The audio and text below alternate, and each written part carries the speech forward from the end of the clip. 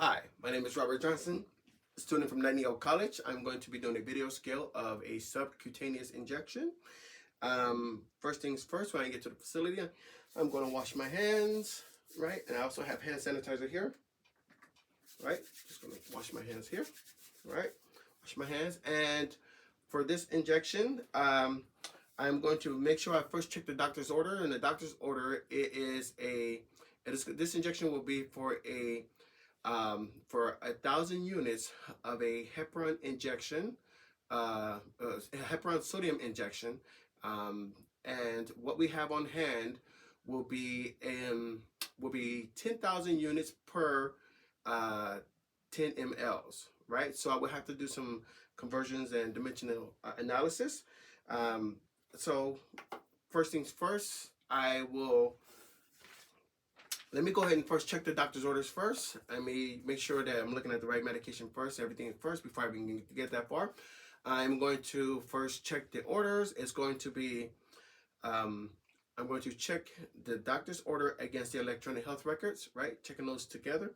And I'm checking for making sure the 6 rights are correct. It's going to be the right patient, the right medication, the right dose, the right route, the right time, the right documentation. I compared those things. Those both look good. Now, I'm going to be doing these checks at least 3 times, right? So that was the first check. From there, I need to go and get the medication out of the drawer. So I'll go and wash my hands, go ahead and open up the drawer, put a medication out, and I'm going to compare the medication to the MAR, right? So I'm checking the 6 rights is going to be right patient, the right medication, the right dose, the right route, the right time, the right documentation. Everything looks good on the medication and the MAR. That looks good. Then from there, I'm going to gather my items, right? Also, FYI, the syringe I'm going to be using is going to be a 25 gauge 5/8 1 milliliter. I was told I can use this one here. And although my order says for 1,000 units of the heparin, I'm going to have to convert that to mLs. So what I did was I went ahead and used a marker, nothing on the back of this, but this is my conversions here. It is a 10,000. What we have on hand is 10,000 units 10,000 units per 10 mLs of heparin, and what we need is going to be 1,000 units. I converted everything, cross multiplied, and then divided, and then I'm left with 1 milliliter. Right, that was my conversion. Right, so that's what I'm going to be given. Let's put those there, and so I'm going to gather my items, and I'm going to head to the patient's room. I have my gauze, I have my alcohol wipes, and I am going to go to the patient's room. I'm going to knock on the door. Hello, Mr. Jones. My name is Robert. I'm a student with Nightingale College. There's a doctor's order for you to have a heparin injection. So I'm going to go ahead and wash my hands and kind of help prep things up, right? But let me first wash my hands and I will pull the curtain for your privacy, okay? I'm going to put my items down in a clean, safe area, not out of my sight though. I'm going to make sure that it's always in my sight. So I'm going to pull the curtain privacy is there, wash my hands at the sink, right? Wash them good. And Mr. Jones, before we begin, I do need to verify your ID, so I'm going to be checking his ID, wristband, and have the patient verbalize. Mr. Jones, can I see your ID? All right, and can you tell me your name, verbalize your name, your full name, and your birthday? Okay, Walter Jones, birthday March 10th, 1955. Okay, looks good. Thank you, Mr. Jones. So I checked his ID. That looks good. Now I'm going to compare the medication for a 3rd time. I'm going to check the medication against the MAR again.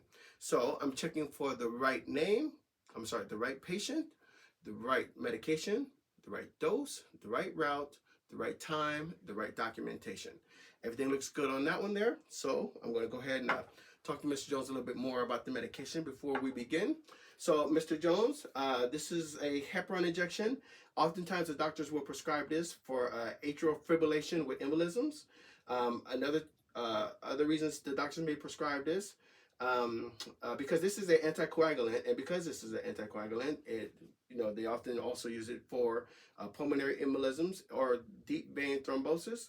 Contraindications on this medication will be a severe case of thrombocytopenia, and or if you have heparin-induced thrombocytopenia, that would be another contraindications when we wouldn't get that medication. If you have uncontrollable bleeding, we wouldn't get this medication. FYI, what is thrombocytopenia? What that is that's when your platelets get a little bit, when your platelets count get too low, right? So that would definitely be a problem. So we would not give this medication if your platelets are just too low, right? Let's see here. So we would definitely run labs on the patient before we give this medication. We would check the patient's vital signs, a full set of vital signs, right? From there, also, we will remind Mr. Jones, if you're going, since you're on this medication, you want to minimize or not even use any type of razor. If you need to shave, is advised. Prefer that you use electric razors at this time while you're on this medication, right? So one of the side effects can be anemia, bleeding, or easy bleeding, bruising. It can also increase your liver enzymes, right, for this medication. Let's see here, what else? Yeah. And do you have any questions about this medication? No? Okay, good. So also I need to ask, do you have any allergies, any seasonal allergies? Are you allergic to any foods or any medication? No? Okay, gotcha. All right, Mr. Jones, I'm going to go ahead and prep your medication. So first things first is I'm going to wash my hands. And I know I wash my hands a lot, but never be too safe. I'm going to go ahead and put my gloves on. So let's see here. All right, gloves on. And glove on. So first things first, I'm going to take an alcohol wipe and I'm going to clean the top of this bottle, right? Clean the top of the bottle, air dry, get rid of the alcohol wipe, and then from there, I'm going to pull out my syringe, and I'm going to need 1 ml. So whatever, first thing, holding it like a pencil, holding it up like a pencil, I'm going to pull in, with the cap still on, I'm going to pull air into the syringe. The amount that I'm going to be injecting into the bottle will be 1 ml, right? So 1 ml of air, right? I'm going to put that into the bottle, right? Let you see that one there, right? Good. And I'm going to remove the cap. And then from there, I'm going to put this right into the bottle and inject 1 ml of air. And from there, I will invert the bottle. And I am going to be pulling 1 ml of medication from this here. Okay, there. I'm going to pull that all the way to 1 ml. Almost good. That's 1 ml. Okay, I'm going to have to do let me go ahead and do the one-hand scoop because I'm going to have to prep the patient. Let me just do the one-hand scoop real quick. All right, one-hand scoop. There we go. Whoops. One-hand scoop. Come on. Okay. All right, this is embarrassing. All right, let's get that one-hand scoop going. Okay, one-hand scoop, got that there. Now let me show you that there is 1 ml there. Right, 1 ml. All right. So, Mr. Jones, you may feel a stinging or a slight bite in the area where the injection is going to be. The injection can be given in 3 places. Can be the upper arms, the abdomen, or the thighs.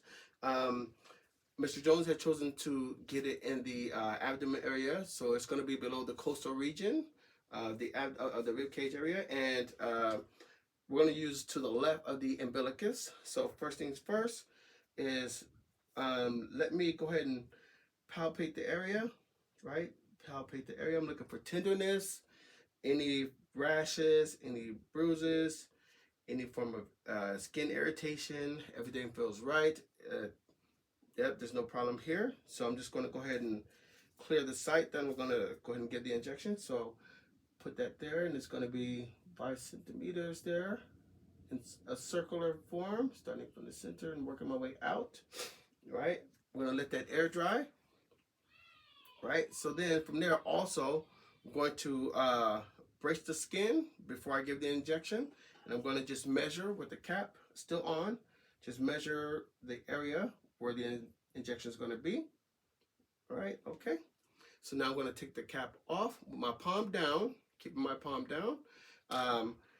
Coming at a 45 to 90 degrees angle. It's going to be a firm, like a dart, right? Palm is down. I'm going to brace the skin, and there, release the skin, brace the syringe with my non-dominant hand, and with my dominant hand, I'm going to slowly administer the medication. Don't want to rush this, don't want to cause any discomfort to the patient. Just slowly over a couple period of seconds. Just want to slowly do that. There you go, Mr. Jones. You're doing good. Okay, Mr. Jones. Here we go there. Right, almost there. Slowly. Okay. Now I'm going to pull this out, holding onto the skin, and I'm going to put this in a sharps container right away. That's in a sharps container. I will go ahead and clean up my area, return medication. Wash my hands. Wash my hands, hand hygiene, and document. And I'm sorry, wash my hands, clean up the area, call light to the patient, ask if the patient's okay, and then I'll go clean the area and then document everything that I've done.